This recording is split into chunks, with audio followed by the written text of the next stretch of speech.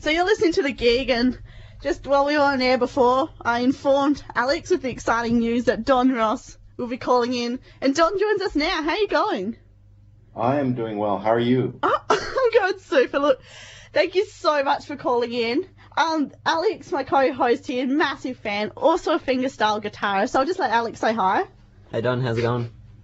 Pretty well, Alex. Nice to meet you. At least sort of meet you. Yeah, nice to meet you too. It only goes downhill from here, Don. Hey, Awesome. so you're constantly on the go. Whereabouts are you at the moment? I'm in Chicago, Illinois, USA right now, and sort of towards the middle of the USA, towards the middle of the north of the USA. Yep. And where did you come from?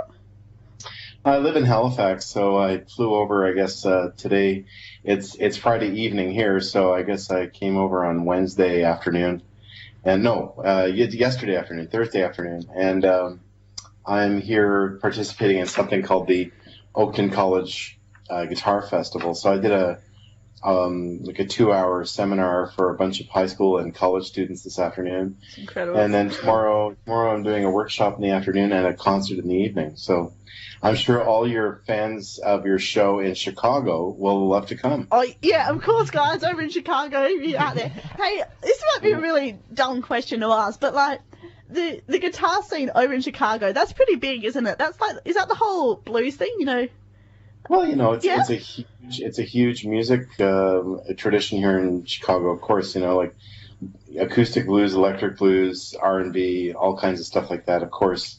A lot of it originated here, and it's a huge jazz tradition here, and all kinds of music. And what I do seems to be popular as well. So it's a big, diverse, cosmopolitan city, and lots and lots going on. Yeah, absolutely. So you're driving down the main street of Chicago with the Blues Brothers going, doing the whole Sweet Home Chicago thing. Oh well, I'm on a mission from God. Yeah. I'm going to hand over to Alex to have a chat with you, and I'll keep quiet for a bit. All right. Don. Hey.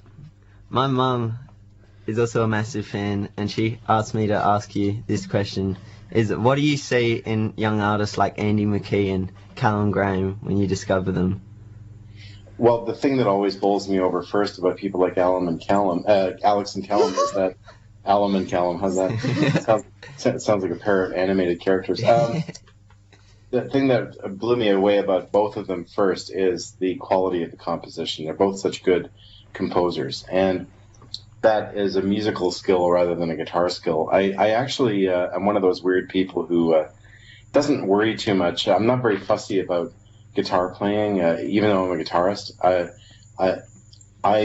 like a lot of very simple guitar music. I like music that has guitar in it that isn't where the guitar isn't even featured. I also like, most of the time I listen to music where there's no guitar or very little guitar. I'm a music fan, so for a guitarist to move me, they have to be doing something that I find musically fascinating, original, something that is their own voice. And it's not just about the ability to move your fingers quickly. That doesn't really impress me very much. I think with me and my C and G chords, I'm right up your alley, Don. Hey, Alex, got some more questions. Sure. So, what kind of influences did you have growing up? Did they influence your playing now, kind of thing? Oh yeah. I would say that the biggest influences were probably Motown and R&B music. Strangely enough, I was really into Stevie Wonder. I was really into Sly and the Family Stone, the Bar-Kays, Tower of Power, and then all the Motown acts, a lot of the vocal acts, the OJs and the Stylistics and Diana Ross and the Supremes. All those acts really turned my crank when I was a kid. And then I was always into rock music too, and then by virtue of playing the acoustic guitar and liking the sound of it, I also gravitated sometimes towards singer-songwriters and instrumentalists. So I was a big fan of Joni Mitchell and Bruce Cockburn, a Canadian guitar player, songwriter, and some of the British players like John Renborn, and then Pierre Van Suzanne from France and Michael Hedges from the USA. So all these people really moved me on a musical level. So those are the people I sort of gravitated towards. But I was also a huge fan of the piano player Keith Jarrett and Oh yeah, yeah. the composer Steve Reich, and yeah, so yeah, those are my main loves. Kind of urban music and rock and some traditional music and some new acoustic music. Awesome. Awesome. So you get to any like concerts? Rock concerts? Because just speaking of rock, biggest news me and Alex have got is we're off to Guns N' Roses next year, which we're pretty excited about. How often, with you constantly performing, are you going to gigs?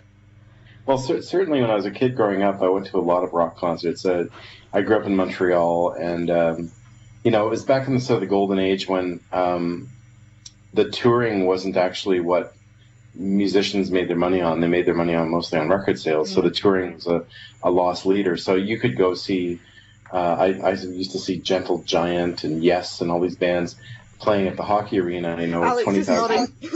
Yes, is one of my favorite bands. 20,000 other people, and we were each paying like $5, which even when I was a kid wasn't very much money. I could just save my allowance for a couple of weeks, and I could go see a big, loud rock show. And so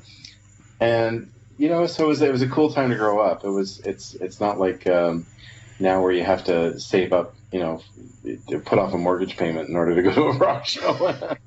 Ain't that the truth? Hey, so when you're just chilling out, singing in the shower, doing your thing, are you listening to fingerstyle guitar, or do you just hear so much of it, like when you're playing and stuff, you prefer to listen to other things? I very rarely listen to it. It's. I think it's because I do get too much of it. I have to hear myself play, like 150 nights a week, a year, and then 8 days a week, 150 nights a week, and then I play a lot of festivals, so I hear other guitarists, and as a result, because those are my peers, I hear a lot of their music, and we work a lot together. So when I listen to music for pleasure, I almost never listen to the kind of music that sounds like what I do for a living. I kind of need a retreat from it. So mostly the acts I listen to, I'm pretty stuck these days on a funk band from New Orleans called Dumpster Funk. I listen to them a lot. Yeah. And I try to keep my ears open. I've been discovering other acts. And the other day I was in Colorado, and I was in a Mexican restaurant, and I was hearing all this Latin pop music, which I thought was actually really cool, some of it. So I've been Shazamming the tunes as they go by just to try to get some names of artists. And I'm very open-minded. I like every kind of music, so there's almost no kind of music I don't like at least some of, Well, I've got to admit, I've never Shazammed Latin pop, but, there's a first for everything. So I know you don't maybe often listen to fingerstyle guitar, but I'm going to hand it over to Alex, who, I think, pretty up there with the big guys like you. Well, I certainly know who they all are, and I know a lot of their music for sure. Absolutely. So I'm going to let Alex introduce to you the song and meaning he's going to play for you, and then have a listen. And then we've got a bit of a game to play when we come back. Right.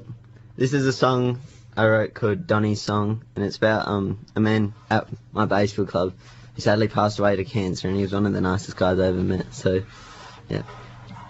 Nice.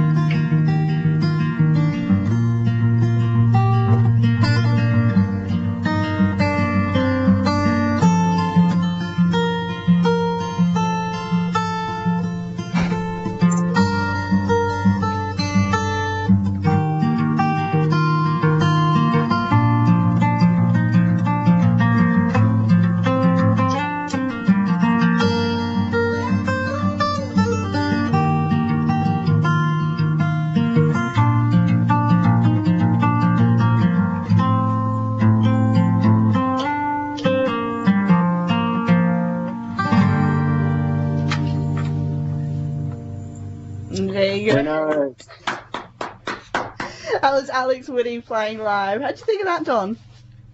Lovely. Lovely.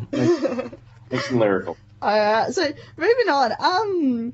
You're both like really good guitarists, but how's both of your vocals? We're both very good guitarists, but what? How are your vocals? Like your singing voices?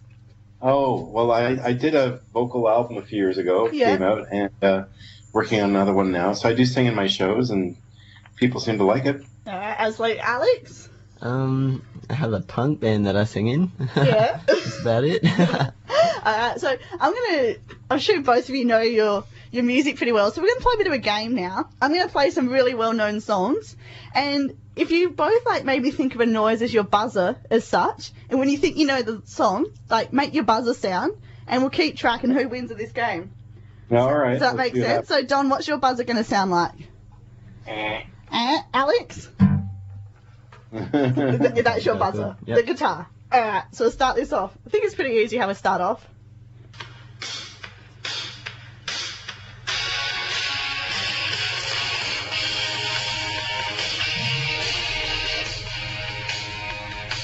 Go on, guys.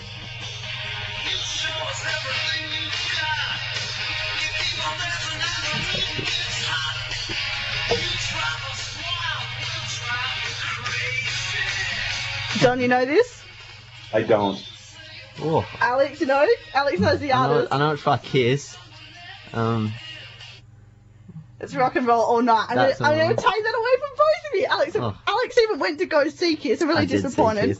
Alright, let's see how this one goes. 1, 2, 3.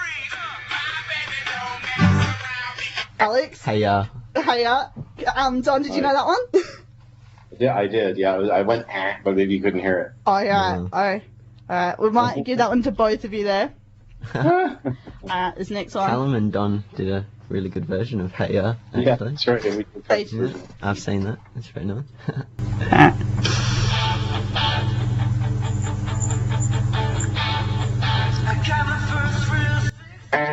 Yeah, Don, that was you. Summer of '69. Thank you. Don's in the lead.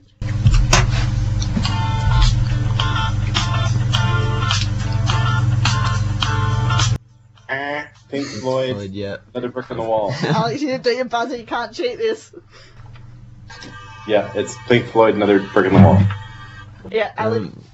Michael Jackson played it. Yeah, alright. Oh, okay. Couldn't really hear that one very well. Oh. We'll give half a point to Alex then, shall we? So. Alex is on 1.5, Don's on 3. Oh, Yeah. Cocaine by, and I can't tell if it's the Eric Clapton version or the J.J. Cale It's version. the J.J. Cale version. Okay, all right. He wrote it, so. He's getting me. Can't get satisfaction. Yeah. Don! Showing Alex off here. Good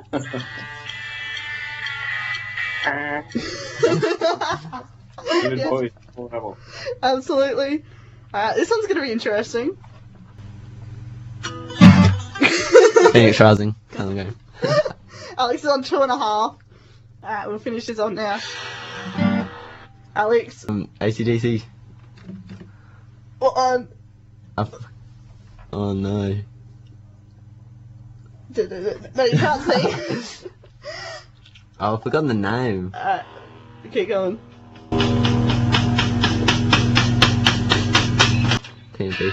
Alright, Alex got There that. you So go. at the end, we had Alex on 3.5 and Don on 5. Don, you've done it again. Good job.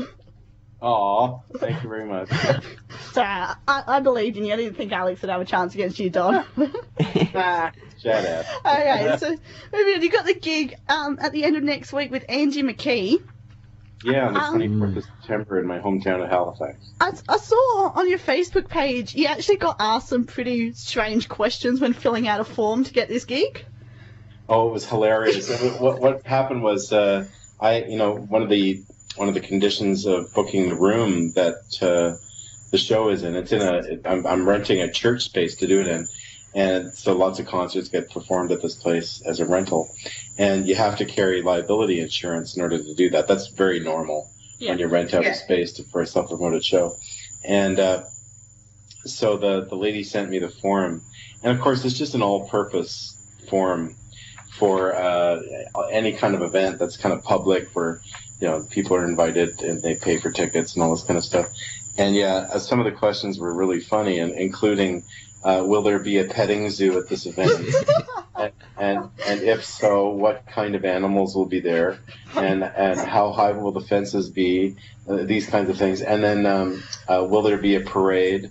And if there's a parade, will there be horses, and how many? It's very, very funny questions. So I was just rolling. I was riding in an airplane, reading this thing, laughing out loud to myself. People must have thought I was out of my mind. And so there was Wi-Fi on the airplane, so I immediately started making a Facebook post about it. It got a lot of reaction. Yeah, I think I said I'd send over a kangaroo for the petting zoo. I saw that. Yeah, thank you very much. Thank you for the offer. No worries. It's on the way. You can keep it. I don't want to.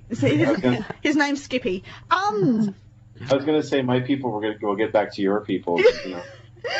It'll be the peoples against each other. Start of World War III. Be the bush kangaroo. We used to see that. I love how you just speak. He said that. So, John, I checked out the cost for us to fly over to Chicago, like today, after this show. It is $1,521 one way for each of us. Wow. So think of all the money we're saving. Yeah, I'm kind of like $1,500 away from affording that. I reckon I could scratch up 52, but that's about it. But nah, seriously, I hope you have a great time. Thanks so much for chatting.